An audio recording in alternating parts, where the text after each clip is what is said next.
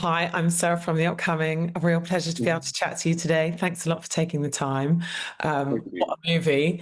For people who haven't seen it yet, though, can you give us a brief introduction? What can they expect when they watch tape? Tape is a thriller drama. It's intense. You don't have a lot of or sets. It's really just a story of three people verbally, mentally tearing at each other, trying to find the truth, trying to find out what really happened, and layer by layer, you kind of discover which character. What they're focusing on and their vulnerabilities, and eventually who's the smartest in the end, which is And not me.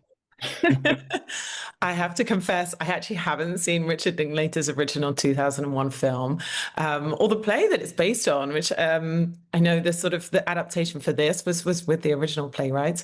Mhm. Where did you begin? Had you already seen the play? Had you already seen the movie? What was your starting point? I hadn't seen the play. I didn't actually know it was a play until I knew it was a stage, like a theatrical. I knew that just by fingering through Blockbuster back in the day. I'd be looking for comedy films, slapstick films, and then I saw this one that kind of stood out: Ethan Hawke, Uma Thurman, Robert Leonard. That's it's a great mix, but it's not like it just looked a bit weird to me. So when I watched it, it was just basically three people in one room, and that just absolutely amazed me because like when you have sets, when you have explosions, when you have beautiful flowers like in Avatar, you really you entertain a different part of the brain. And with this one, it's about listening to the sentences. Well, it's in Cantonese, so we're listening to them argue really. You listen to their sentences and how they use their words against the opponent, and it's like a chess game, a three-way chess game. And what was it like, I guess, when you are sort of doing a reimagining of something that's already out there in the ether? You obviously want to perhaps, take on board what they've done with the material, but you want to make it your own as well. And of course, because this is in a completely different setting, there's going to be its own spin on it. So did you almost want to put aside the original material and take this character, sort of fresh from the page? I think the freshness was initiated by Bishan Tong. He actually said, "Don't. I know you've seen the film. I know you've seen the script. Don't do any of that." And for me, because I really really like Ethan Hawke, I liked his depiction of it. And but as soon as he said that, I dropped that idea. And because Cantonese is kind of like a second language to me. So to get all that script down was just a miracle. We'd had countless rehearsals, countless Zoom meetings, and Selena, actually in the film, the one who plays Amy, she was a trooper. She recorded a lot of the lines for me, so I didn't have to read it all. And this was really amazing because, well, A, that she did that. She really, really loved this film. It's a big passion project for her. But for me, as an actor, replaying her words, I would have certain conversations with her in character, and she'd be like, "Why are you talking like me?" And very unconsciously, I became very effeminate. And she's like, "No, no, no, no, don't do that. Do your own take." And because there was a lot to learn, and she just really really helped me throughout the process. In fact, Kenny as well. We there was so much dialogue that Kenny, when he got the script a little later than me, he said, "Adam, we got to meet up. We got to do this. We got to talk." Because it was only like a 6-day shoot, and that was very intense. Like there was no room for mistakes, and it just really had to be on point with everything. So it was. I tried my best to bring in a little bit of Adam Park in there, but I'm pretty sure Vincent, the character, really shines through the script. Mm. And how did you sort of approach the character? Because I guess what's so fascinating about the movie is it's just sort of moment in time that we see. But through Mhm. the conversation, we're getting all these hints about their past, about who they are, about who they used to be, who they are now. So do you almost have to, like, before you come onto set, think about that person as a whole 3D person, and how you can maybe rationalize his behavior, try and rationalize how the way he speaks, what position he's sort of come to when he comes on into that room. How did you kind of approach the character? Well, this is a very Winston's a very very complex character. He's trying to fool someone, and he's got his own agenda. And then he sees the love of his life, and he's kind of angry at her, and yet sympathetic towards her at the same time. Like, were you assaulted? Like, what really happened? Why didn't you stop lying? I think I had to, because to me the whole film is like one big scene. Like, there's no real end scene, fade to black. It's none of that type of stuff. It really depends on whether or not the opponent actually says what you want them to say. Like, for example, when John actually confesses, that at that point, my character totally changes from that fake, chauvinistic, leading person. He becomes this kind of closed, I got you now. I got you by the toe. You're not going anywhere. And then when I get him to get really, get angry, I push his buttons, Amy comes in, and then immediately I change again from the winner to like, oh, that's my love, I'm innocent.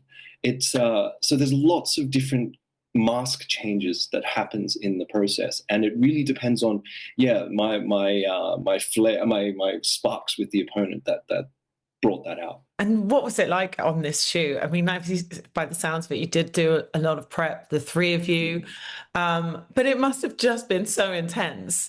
Did you almost need to kind of keep up that intensity in order for this performance to work? Kind of the way the three of you were bouncing off each other? Or did you almost want to do the opposite and have like breaks in between and laugh a bit and sort of let the tension kind of be relieved a bit? Well, laughing was definitely there. We'd try to keep the jokes to a minimal, but you just can't stop that sort of thing. When you work with someone that you can actually communicate with, naturally jokes just come out. You just try to relieve the stress.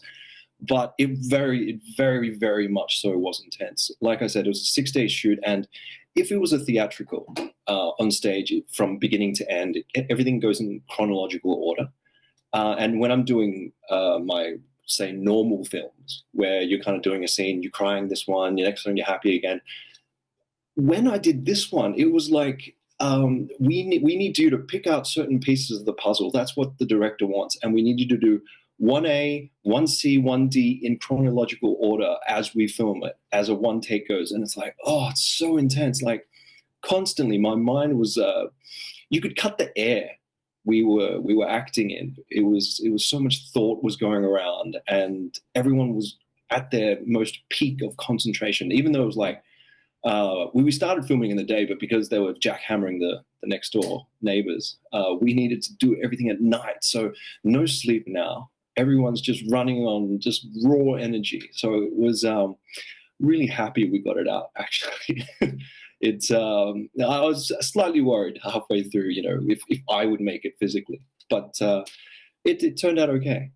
And did you almost maybe film it like you were performing a play? Because I guess the difference is when you're on a stage is you've not got those cuts and you're not doing lots of retakes. So did you almost like let the scenes kind of run quite long, like you're on stage, or did you film it more like a traditional movie? No, you're right. We did a lot of blocking. In fact, I used the blocking to help me remember the script. Otherwise, it'd be impossible. Like I couldn't just sit in a chair and just regurgitate all those lines. It just wouldn't work. I'd need John there. I need the props in the right place, because Bishan was really, really smart. When rehearsing, he did a lot of blocking, and he would, of course, he'd be asking us as the characters, where would you like to be standing? Should you be hiding? Should you be confronting him right now? And based on that, he would kind of fine tune our emotions. So it was a lot of blocking. If it wasn't for that, I'd probably have to be like Marlon Brando, have paper all around me to remember the script. Thank God we didn't need to do that. Did you have, I mean, I guess the whole thing is so intense. It's hard, to sort of pick out a particular moment, but maybe it was on the shoot, like you said, halfway through, you're thinking, oh my God, this is like a tall order, or a particular, moment in the dialogue. There's bits obviously where it gets quite physical. Which was the most challenging moment for you? The most challenging thing for me was actually blowing smoke rings with oregano, because we obviously couldn't use the real stuff, and cigarette burns differently apparently. So the props person said, look, it's oregano, it's safe, it's not going to cause you anything. And yeah, so because you got to with cigars, I don't know if you smoke cigars. It's not a good habit, but it's really thick. So you can do those smoke rings like a dolphin does underneath the water very easily. But when it's really light, like oregano, you really got to get your mouth in that right position and kind of pump it out at the right moment without, wind blowing through, or sometimes light would push the smoke away. So that was kind of fun. But the worst, absolute worst, was probably the fake cocaine. It was vitamin B. And I guess I wasn't snorting it right. I guess my YouTube research wasn't good enough. We did that for at least 7 or 8 takes. And every single time, I'm trying to push away a thought, which is like, what's this vitamin B going to do to me? But I'm still okay. I'm still okay. I love the sort of script, the movie, the rhythm of it. I mean, the tension does not let up. And you'd think maybe, sort of people's attention might wane. The fact that we're not being taken to lots of different settings, and, there isn't sort of big explosions or action going on. But it's just so incredible how you're on the edge of your seat the whole time. And there's so many sort of thorny issues to unpack. And as the film unfolds, you keep changing what you think about, what's actually happened and whose side we should be on, let's say. What do you hope people take away? What do you think some of the questions are that people have in mind about how we remember things, the guilt we maybe have from our pasts, and, whether we do have a chance for redemption? I think the biggest thing I got out of this was that it's a learning process. The learning process of what is acceptable and what not is acceptable in life. For example, Amy she may have been assaulted, she may not have been assaulted in the film, and at times she would be questioning it herself, whether or not it actually happened. And I think whether you watch it in a film like our film, or you actually experience it in life, which is unfortunate, that is the learning process that we all need to go through. Learning to know what is acceptable and what is not acceptable, which is the biggest issue here, is probably the biggest message that Bishan and Selena are bringing to the table. And once I knew that's what we were doing, which I knew from the original, but when they kind of sold that idea to me, I thought, yeah, this is I'm doing this. It's going to be a difficult shoot. It's a passion project, but the difficulty is going to be worth it. That's how I felt. And do you think it does throw it to a different light?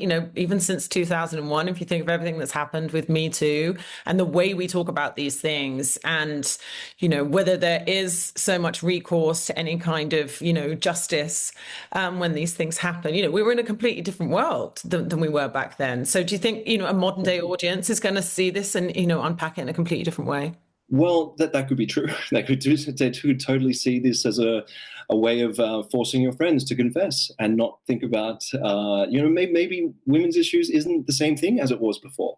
I really don't know. But what you see in this one is characters being torn apart and a lot of line of questioning, which can, it kind of shows how much you need to know something and what you can actually do in life to kind of draw it out from the person that you are accusing. I mean, it's a line of questioning. It's a very intelligent line of questioning that you kind of learn through this film that it can be done. You don't have to if something makes you upset in life, you can say something about it. You can do something about it.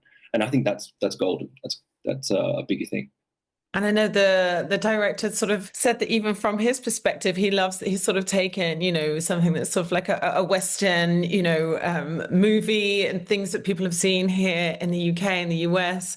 But it's like a love letter to Hong Kong cinema too. And it's, put in this completely different setting. So do you kind of love that sort of cross-cultural element to it, and the fact that people here in the UK will get to see this sort of completely different spin on it? That must be really exciting for you. I'm absolutely thrilled that it's going to be shown in the UK, especially when it's like a foreign film, like it's not done in English. If done in English, then it'd be great. But now that it's done in Cantonese, you can kind of step over that language barrier and kind of understand, oh, this sort of thing happens to cultures all around the world, and that's how they deal with it too. It's not just specific to one situation. The Western world, the Eastern world also deal with it, but in a totally different way, a totally different flavor and texture. So it's kind of a good message, but put in a different setting. Like from acrylics, it's become oil paints now, so it's a fresh look at the issue. And in terms of how this fits in with your career, was this a totally different experience than anything you've done before? And what do you think you'll take from this into your next project? Oh, I think at the time, because in Cantonese it wasn't my first language. I think the big thing for me was to deal with the script like the best I could as a local. I mean, even if you're a local now, you watch it, you're going to be like, he's just pretending to be a local. But for me, it was a big milestone because it was a lot of dialogue. I'm not super confident with script, and that's kind of why I took on the project, to kind of face my fears, to kind of do something that I wouldn't have had a chance to do otherwise. So I'm so glad that Bishan approved me for this role, and that it's the film is where it is now. It's in another country. It's going to go to different audiences. So I'm ecstatic about that.